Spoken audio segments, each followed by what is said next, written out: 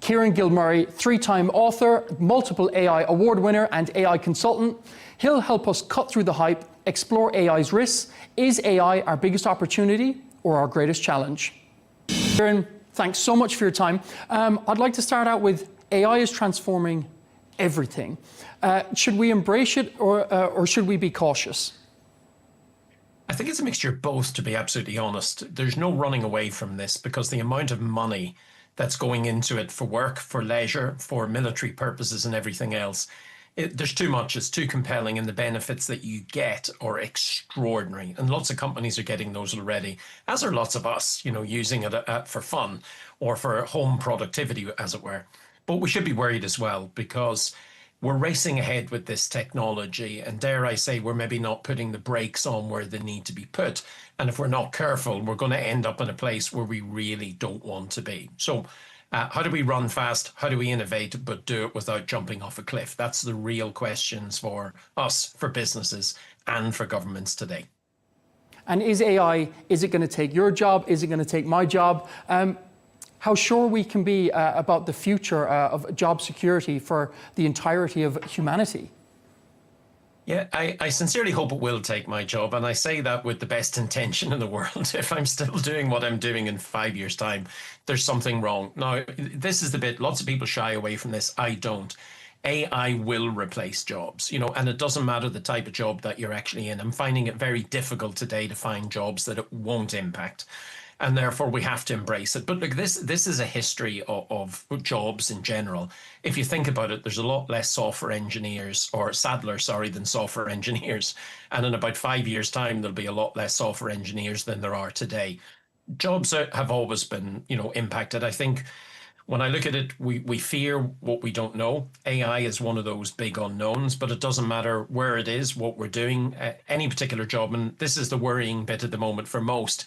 The so-called, knowledge worker jobs, the bank workers, the estate agents, the educators, the website builders, the translators, the copywriters, or the consultants, all of those jobs, it's not a case of they will be under threat. They are already under threat. AI is embedding itself into all those roles at this moment in time. So it can, it will, and it's already impacting roles today. What we got to do is, like every other technology that came before us, is not fear it, embrace it, but understand the risks, make it part of what we do to allow us to be, dare I say, more augmented, more innovative, more creative, more productive, to allow ourselves to be what I would describe as employable, not just in the short term, but in the long term as well. And you just stated all of the jobs that, that potentially aren't safe. What jobs are safe? Well, back in the day, they used to say, and I say back in the day because when you and I used to talk about this, it was 5 or 10 years ago. Now we mean about 2 years' time. The classic is the caregiver role, and I keep hearing this from people, but there's been robot helpers or robot caregivers in Japan for years. We're currently working with another research group out of Singapore at this moment in time to put, hotel reception, hotel cleaning. If you turn up at Heathrow Airport, you're not noticing, cleaners who are humans.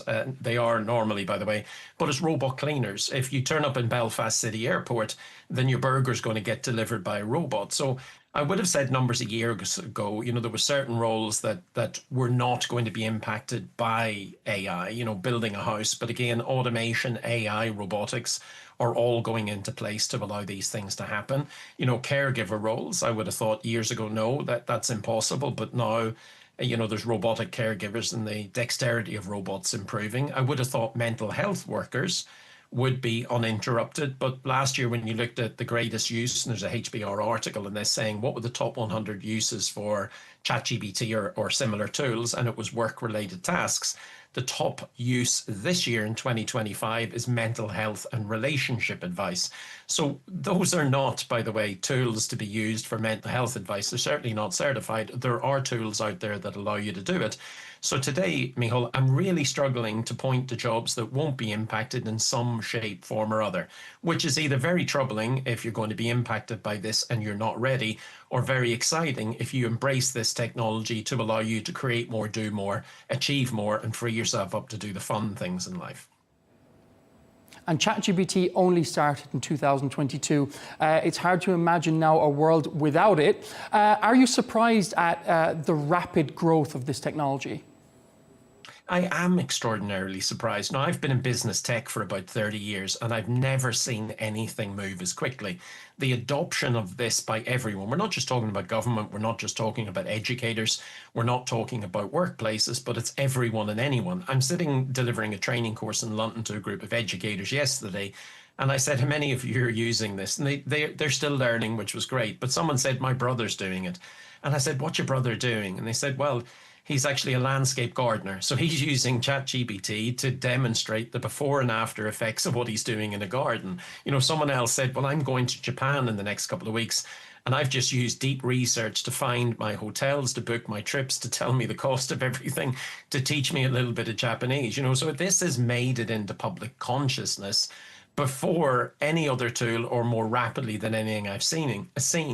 And the exciting and the scary bit is that it's only accelerating. Now there's a flywheel working. It feels like a snowball running down a hill that we're all chasing after. But we're only on, and when you think about it, ChatGPT was November 2022. We're in version coming up to version 5. That's only in a very short period of time. And version 10 isn't going to be in 10 years' time. It's going to be far less, far quicker, far better than anything we've ever seen. So the horse has bolted. Now the choice is jump on board or turn away. I wouldn't recommend the second. I recommend learning and learning quickly to embrace this tech because it is everywhere, not just the fact it is going to be everywhere.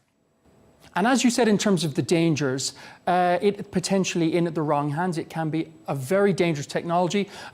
We look at cryptocurrency, we look at hackers, for example, they're going to be able to use this to potentially hack into all of our data. How important is it to build in structures to make sure that it doesn't fall into the wrong hands per se? Yeah, that's the interesting bit because it already has fallen into the wrong hands. So now people are using AI to attack cyber defenses, and AI can attack at a scale that humans just can't. You or I, not that we're hackers, might be able to, you know, type in 50, 20, 40 passwords maybe every 10 minutes. It's putting 10,000 password attempts at websites, you know, now and every moment. So again, that's the scary part. But it's not just hackers, it's social engineers. So remember the old, I say the old, people are still doing it. You know, they're sending text messages pretending to be, you know, significant others saying they've lost their phone. Now with 3 seconds of your voice or a flat image of you or a little bit of video, and we're all sharing these things on Facebook and Instagram, I can use AI to recreate your voice. And at scale, I can start to send messages to your phone or your significant other, telling them that you've lost your phone. It sounds like you sound distressed, but I can put words in your mouth and I can now take money. There has been examples of companies, now naughty companies as it were, creating Zoom calls where they faked the board, brought in the CFO. They had what looked like in every sense of the word, a real meeting. Obviously it's a virtual meeting. They invited in the CFO and said, okay, we're buying the company, transfer $25 million. And that was the last they saw of that money. The tech itself, by the way, not just the fraudulent use of it, because we've seen that for decades, new tech, new uses of fraud, old ways of doing it. Not that I'm condoning it, I dislike it intensely. But now we're starting to see, you know, extreme cases at volume because this is digital and very scalable. But the tech itself, you do have to be careful about because it does something called hallucinate. It's only a prediction engine, a powerful and wonderful engine, but it makes stuff up. And I've seen lawyers go to court arguing legal precedent, having used ChatGPT and other tools to seek advice and do the research. It's created what looks like plausible use cases or plausible legal precedent, but it's not. So we as people, never mind hackers, still have to check all of this technology and be extremely careful with what it's actually producing at this stage. And in terms of regulation, for example, it could be regulated in America, but they won't have the same regulations in China. How does humanity try to make sense or to try and have a cohesive regulation body on AI? Yeah, I think this is part of the problem. I think every country is starting to see this tool and every company as something that can generate, you know, huge and tremendous competitive advantage or military advantage. So there's an old phrase, you know, America innovates, China duplicates, and the rest of Europe regulates, you know, and it's not a million miles away from the truth in some regards. There's about 193 bits of legislation that I seen when it came to AI the last time. None of them are the same. So I feel tremendously sorry for companies, and we're all global citizens these days and all global companies. Everybody's trying to put something together. Some are putting more regulation in place, like the EU, than others. For example, like the US, some are arguing that regulation is required before the genie gets out of the box. I would argue the genie's already escaped. Some are arguing that we need lightweight legislation to allow innovation to flourish. But what you're noticing is too many voices, too many mixes. What I would like to see is some common standards, because that's how the internet made itself so successful. Rather than everyone doing their own thing, there was a set of common standards that allowed it to flourish with protection in place. So if we could come up with legislation that protected the rights of companies to innovate, whilst cautiously protecting the rights of individuals like you and I, whilst combining that with governments, encouraging their citizens to learn more about this technology, not only to use it, but to learn more about the shortfalls and the risks, and learn what hackers are doing, and learn about hallucinations and where the technology can go wrong. I think if we did something and everything in that regard, I think we'd be in a much better place than we are today, because I'm seeing real risks and real harm happening, and companies rushing forward not knowing quite what they're doing or where they're putting their data. And that's going to lead us into a very scary and maybe not so nice space. We still have time, but we really need to rush to catch up with this technology. And in terms of image generation, we've seen a lot of news, even today at the moment. The Israelis have accused people in Gaza of using AI images as a form of propaganda. Obviously, we don't believe that, but it's an interesting use case kind of going forward, as well as deep fakes for crimes. What are the methods going forward that governments, as well as free individuals, are going to be able to use to prove that they didn't attend a certain event or they didn't commit a crime? Is it something that has to be embedded into the video or into the technology itself? Yeah, it's a really interesting question, because, when we look at what was paper money, we embedded all sorts of security controls and people still managed to fake the notes. The naughty people are going to do or get around the fakeness, that they'll not put any thread in place that will demonstrate that we're about to rip you off. Now, this is the oddity. It's new technology, or reasonably new. Remember, AI, the term itself, was invented in 1956. So technically, AI is an 85-year-old overnight success story, Gen AI being the latest version.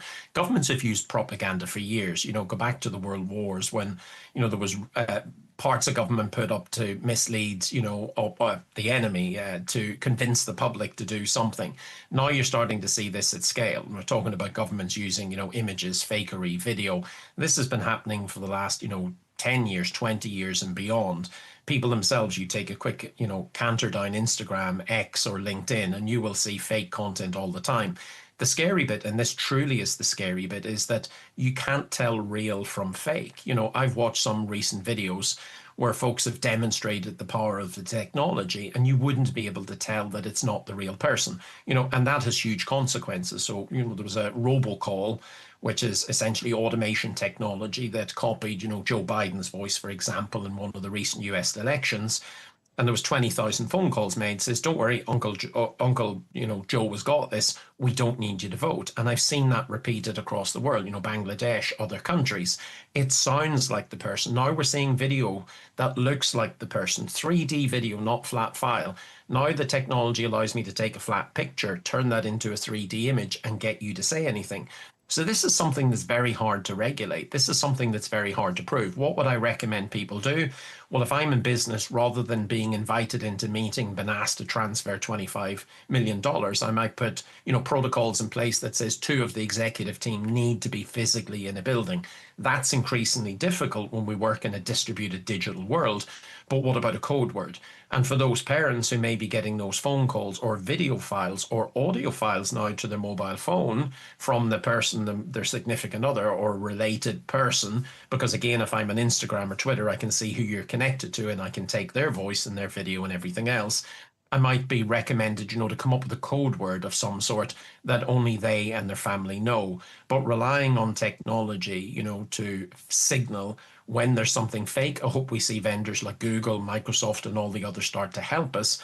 But I suspect that is not primary. I suspect we're not going to see a lot of that. And I really suspect that those are up to nefarious purposes are going to fake this better than probably the regulators can, or the regulators are going to be running to try and catch up, because to date they've proven to be behind, because those who seek profit by harming others are willing to invest huge sums of money in this technology, because what they're getting out of it, unfortunately, is huge sums of money from me, you, banks, and everyone else. So there's work to be done, and I'm not sure we're going to see that filtering through anytime soon, which is really the scary part. And just lastly, the difference between AI and AGI, which is artificial general intelligence, in your words, or I suppose in layman's terms, for someone like myself, what's your take on that? Yeah, it's an interesting debate, because we see AI in everything that we do. So, for example, if you buy something on Amazon, it's got a recommendation engine in the background that's looking for buying patterns or signals that you have given it. Thumbs up, thumbs down, the things that you have bought. And then what it's using is AI to crunch a lot of data to look at what other people have bought who have bought similar things to you, and then it recommends those to you. Netflix do the same thing for movies. AGI is the latest, what you might call trend, or the latest aim for the large tech companies. And AGI is a company's running to try and recreate every facet of humankind. And what they're trying to do is create AI that is not only as intelligent as humans, but actually more intelligent. And when we talk about intelligent, we're talking about looking, seeing, judging, working things out, been given an instruction, and the AI goes off and does it itself. Now, it's theoretically possible. If you think of any of the experts in the world who are giving you the timelines to do this, and we have to be careful, because we always overestimate AI's ability in the short run, or any tech in the short run. We always underestimate its ability in the long run. The latest figures are, well, maybe by 2030, we'll get AI that is more intelligent than us. That could, again, be very exciting. In other words, we can get AI to do some amazing things, go and seek how to solve climate change, be that digital twin that we've always wanted, that can give us the relationship, the financial advice, go and do our job for us so that we can stay at home and do the things that we really want to do in life, unless you don't want to work or you enjoy it. But the scary part is, well, hold on a second here. If we have got technology that can do absolutely everything that we can do, then the question goes, well, what is humanity going to do, and are we needed anymore? Now, those are two extremes, from not needing to work because AI is going to do it for us and we're all going to earn money regardless, to AI is going to take over and we won't need humanity anymore. I think there's a lot of debate needs to be had, and this goes back to your question earlier on about risks and governance and ethics and the responsible use of AI, and getting governments and society globally and business just to have these conversations now before we end up in a place where we might be frightened. Why don't we just sit down, look at what we're doing, understand, and this is difficult for even the AI researchers, what's coming ahead, but why don't we understand what's coming ahead? So at worst, or at best, at least we've got a break that allows us to slow things down without killing innovation, but doesn't allow us to hurtle off the cliff before we hand over all our agency and everything else to an AI that we don't understand. Kieran Gilmurray, three-time author and the multiple AI award winner, the CEO and founder of the Kieran Gilmurray and Company Limited. Thanks so much for your time. My pleasure.